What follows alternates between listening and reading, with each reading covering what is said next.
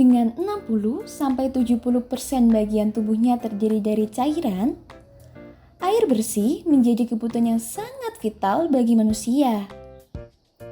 Untuk memenuhi kebutuhan itu, muncullah berbagai produk yang menyediakannya. Salah satunya dalam bentuk air minum dalam kemasan. Nah, berbicara mengenai air minum dalam kemasan, mari bersama kita telusuri bagaimana sih cara pengolahan air kemasan itu? Sebelum mengetahui proses di dalam pabrik air mineral dalam kemasan, pertama, mari kita lihat hal yang paling utama dalam produksi air kemasan, yaitu pretreatment air. Kali ini, kita akan membahas mengenai pretreatment air dangkal di daerah padat penduduk sebagai air baku dalam produksi air mineral dalam kemasan. Air tanah dangkal merupakan air yang berasal dari air hujan yang kemudian diikat oleh akar pohon. Air tanah pada umumnya jernih, namun sering mengandung mineral-mineral atau garam-garam yang cukup tinggi sebagai akibat dari pengaruh batuan di bawah tanah yang dilalui oleh air tanah. Pada umumnya, air tanah di daerah padat penduduk tidak layak untuk dikonsumsi. Hal ini dikarenakan air sudah tercemar oleh air limbah domestik, industri, rumah sakit, dan lainnya. Air yang layak diminum mempunyai standar persyaratan tertentu, yakni persyaratan fisis, kimiawi, dan bakteriologis. Pemakaian air minum yang tidak memenuhi standar kualitas dapat menyebabkan pelanggan sakit perut. Untuk mengatasi permasalahan tersebut, maka air perlu diolah agar dapat dikonsumsi. Pertama, air dangkal dipompa sambil diinjeksi dengan larutan kaporit atau kalium permanganat. Pemberian kaporit ini bertujuan untuk mengoksidasi zat besi atau mangan yang ada di dalam air, serta untuk membunuh kuman atau bakteri coli. Setelah itu, air akan melalui proses filtrasi.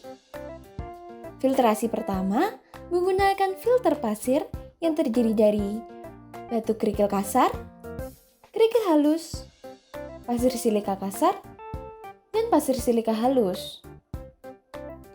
Filtrasi yang kedua menggunakan filter mangan zeolit untuk menghilangkan zat besi atau mangan yang masih tersisa. Selanjutnya, air akan difiltrasi dengan karbon aktif yang berfungsi menghilangkan polutan berukuran mikro. Air kemudian dihilangkan kesedahannya dengan pertukaran ion atau ion exchange. Terakhir, air akan dialirkan melalui filter cartridge untuk menghilangkan kekeruhan yang mungkin masih tersisa hingga berukuran 0,5 mikron. Setelah melalui proses filtrasi, selanjutnya air perlu didesinfeksi. Pertama, air filtrasi diinjeksi dengan ozon yang dihasilkan oleh generator ozon atau biasa disebut ozonator untuk menghilangkan bau dan warna. Penyempurnaan desinfeksi air dilanjutkan dengan lampu UV agar bakteri dan mikroorganisme yang ada di dalam air dapat dibunuh secara sempurna. Dalam proses filtrasi tadi, sekarang kita masuk nih ke proses berikutnya, yaitu pengisian air minum atau filling. Dalam proses ini, semua proses yang terlibat harus steril. Karena pihak produksi tentu tidak mau dong air kemasannya memiliki kontaminasi kuman. Setelah proses panjang yang telah dilakukan, sekarang botol-botol plastik yang sudah terisi dengan baik masuk ke tahap pemberian label.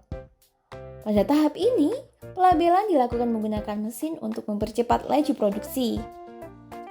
Nah, setelah diberikan label, air dalam botol ini mengantri untuk masuk ke dalam proses terakhir, yaitu pengemasan. Dalam tahap inilah, botol-botol air tadi siap diedarkan untuk ke seluruh konsumen.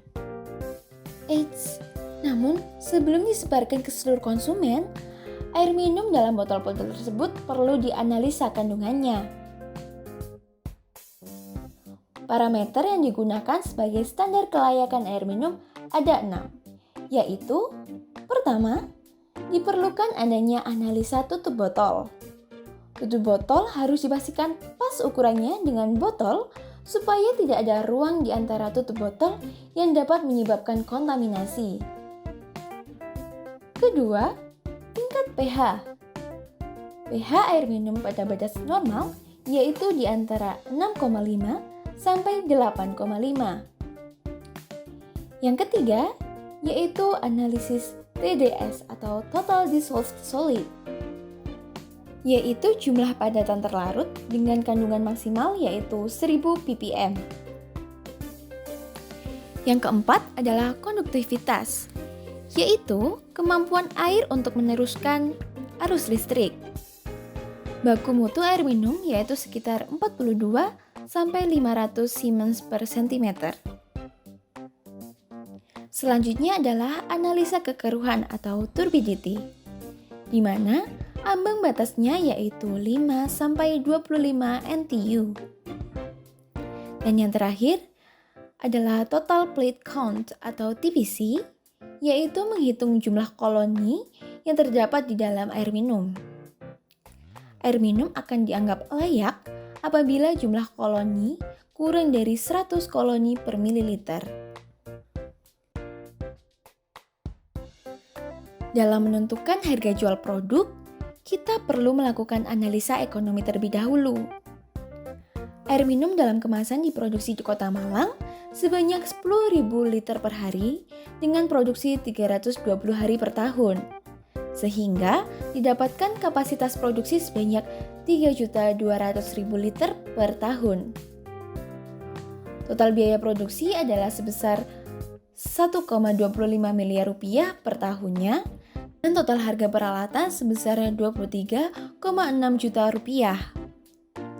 Dari kedua data tersebut, kita bisa menghitung fixed cost, yaitu sebesar 1,28 miliar rupiah per tahunnya.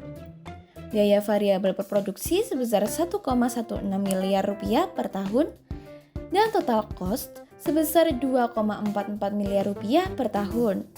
Sehingga harga pokok produksi atau HPP adalah sebesar Rp1.145.000.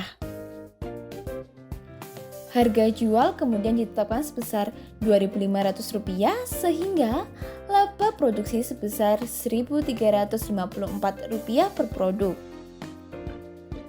Jika dihitung dengan rumus break-even point atau BEP, keuntungan akan didapatkan setelah menjual produk sebanyak 943.482 items atau sebesar 585 juta rupiah.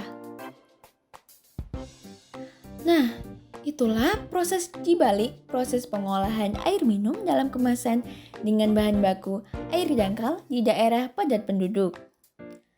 Karena menyadari butuh sangat banyak plastik dan sumber air, kita harus pintar mengkonsumsi air minum dalam kemasan ya.